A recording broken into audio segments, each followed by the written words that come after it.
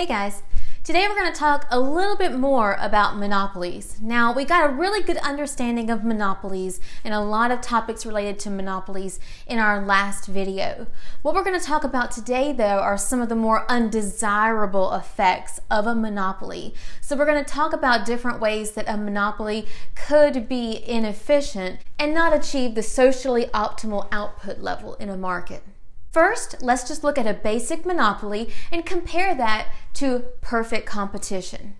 Now remember, perfect competition was both allocatively efficient and productively efficient. Remember, in perfect competition, the market was at equilibrium price and equilibrium quantity. There was no deadweight loss. So since the price level equaled the marginal cost, since the demand curve, which is the marginal social benefit, equaled the supply curve, which was the marginal social cost, then the right amount of stuff was being produced for society. Not too much, not too little, just the right amount, just what people wanted.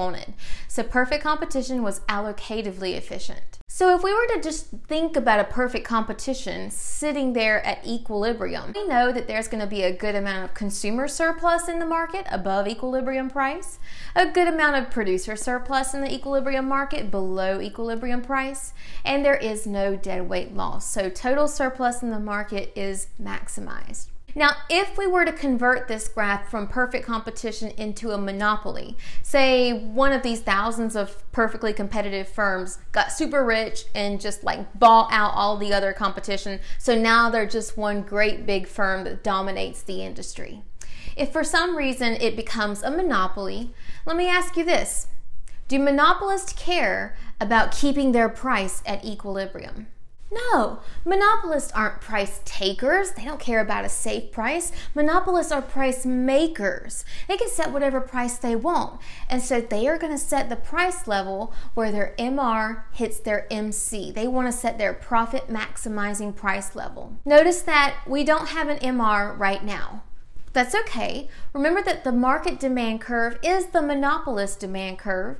And remember that MR is twice as steep as the demand curve. So if we want to draw our MR curve, we're just going to find where your demand curve is unitary, drop down to our x-axis, and that is going to be where our marginal revenue curve needs to hit 0. Great, we've got MR. Now we need to find MC.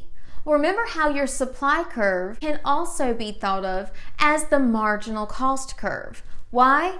You're not going to be willing to supply your product for any less than the extra cost you spent to produce it.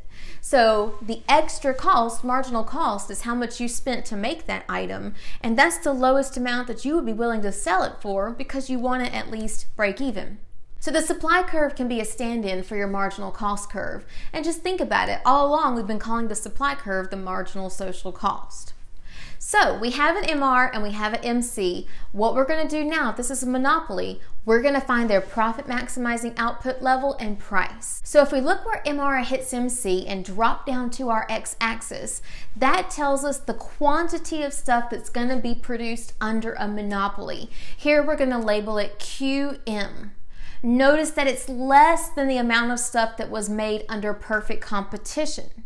Well, that makes sense. If we go from many sellers to one seller, probably there's going to be less stuff, right? Well, what about your price level? Remember, to find your price in a monopoly, you want to go all the way up to your demand curve. So start at Q star, go all the way up to your demand curve, and then just go over to the y-axis, and that is the price level that a monopolist would charge for this item. We're going to label that PM, price level for a monopolist. Notice how the price level under monopolies is higher than the price level was under perfect competition. Well, that makes sense too, guys, because we know monopolists don't have to worry about other firms stealing their customers.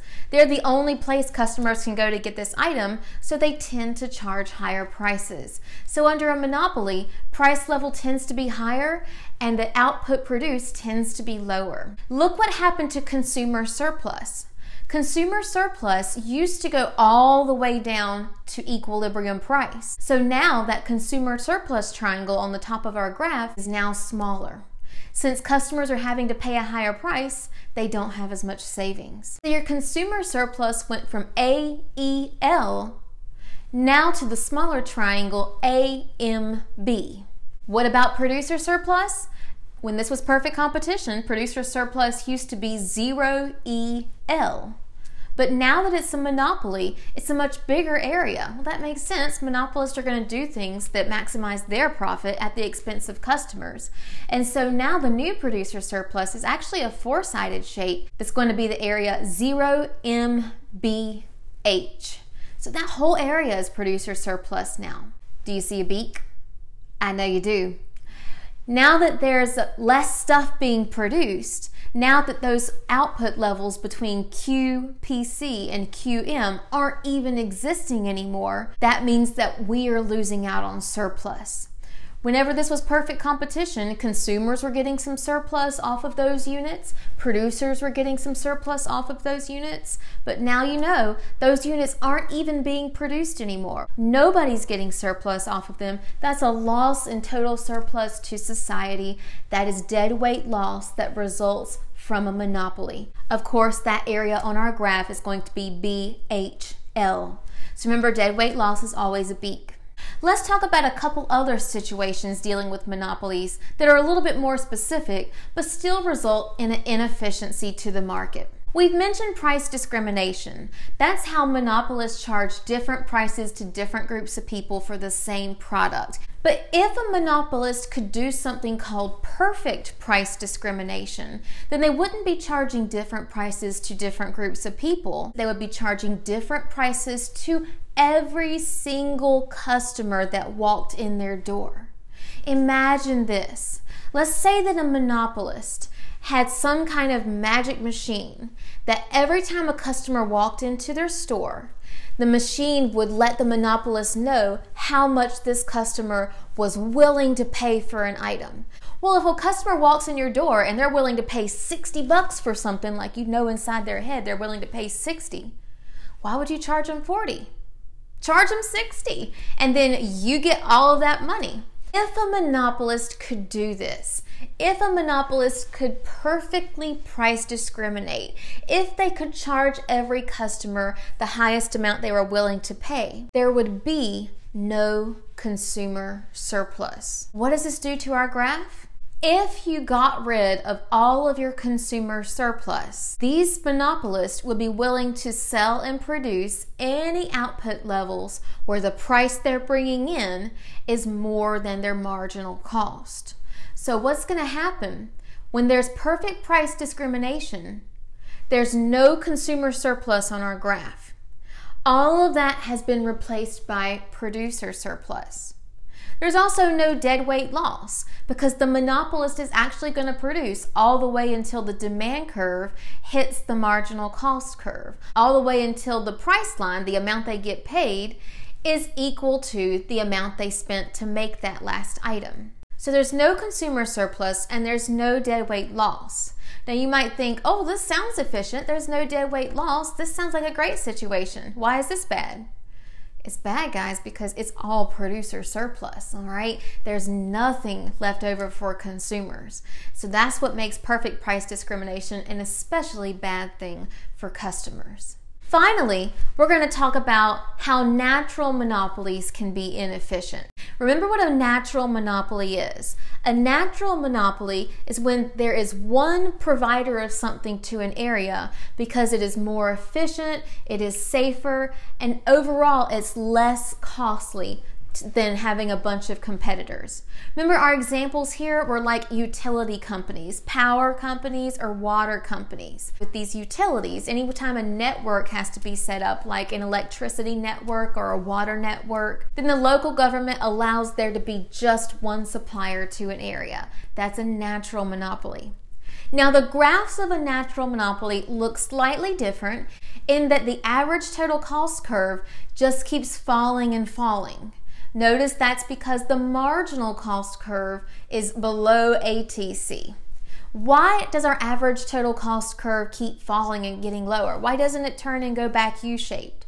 Well, basically, guys, once the power company or water company has laid down all of those pipes and got the infrastructure set up for their business, they don't have to build any more pipes or build any more power lines. Once they've got that network set up, They keep adding more customers, and so they have more and more people paying, and that reduces the overall price because you have all these customers. Instead of 100 customers, now you've got 500 customers that you're supplying power to. But you didn't really have to add a whole bunch of extra power lines. So the marginal cost of supplying power to new customers is not very much. You've already got the main stuff in place. So if the marginal cost is low, that's going to keep pulling the average total cost down because of the marginal average relationship. So natural monopolies just tend to have a little flatter ATC and MC. Don't let that freak you out. It's okay. Here's the thing about natural monopolies though. Natural monopolies are monopolies, and so if they go unregulated, then we're going to end up in the same situation we saw just at the beginning of this video.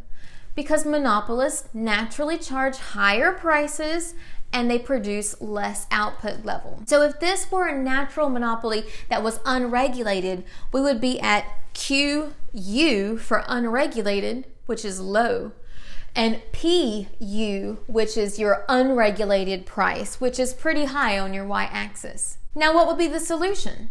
Well, let's say the government steps in and says, hey, you know, this is power, this is water, and you can't charge a high price because people really need this. We're going to make you produce at the socially optimal output level. We're going to make you be allocatively efficient.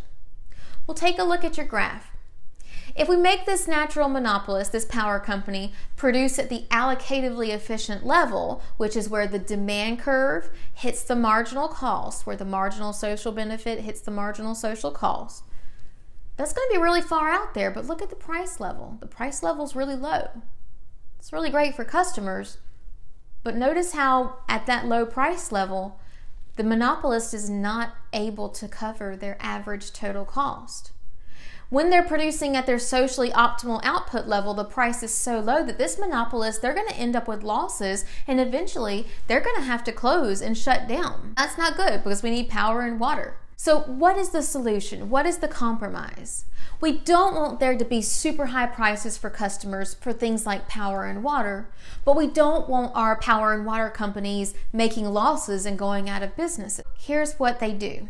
Usually there's some kind of public utilities commission or some local utilities board, and they regulate these natural monopolies, and they allow these natural monopolies to produce at a price level and quantity level where they're basically breaking even. Now remember, this is their economic profit, so they are bringing in some money. This means they're bringing in enough money to cover their operational cost. This means they're bringing in enough money to pay their workers. This also means they're bringing in enough money to pay their shareholders, because a lot of power and water companies do have shareholders that are invested in the companies. So the company is going to be able to pay all of its necessary costs. It's not going to make a loss, but it's not going to be making a whole bunch of profits on top of that. So the regulated natural monopoly is going to be producing where the demand curve hits the ATC. So that's kind of a compromise. There's more stuff being produced than unregulated levels, but it's a little bit less than the socially optimal level. Prices are definitely lower than unregulated levels, but they're a little bit higher than the socially optimal price level. And we haven't completely eradicated dead weight loss. Notice that we have minimized it. The beak has gotten a lot smaller, but we still have a little bit of dead weight loss just left over there on the right-hand side. Alrighty guys, so generally you can see that monopolies for society don't really have us ending up at our socially optimal, allocatively efficient output level and price level. Usually prices are too high, there's less stuff available, and there's dead weight loss. Alrighty guys, well that's all until next time, so I'll see you later.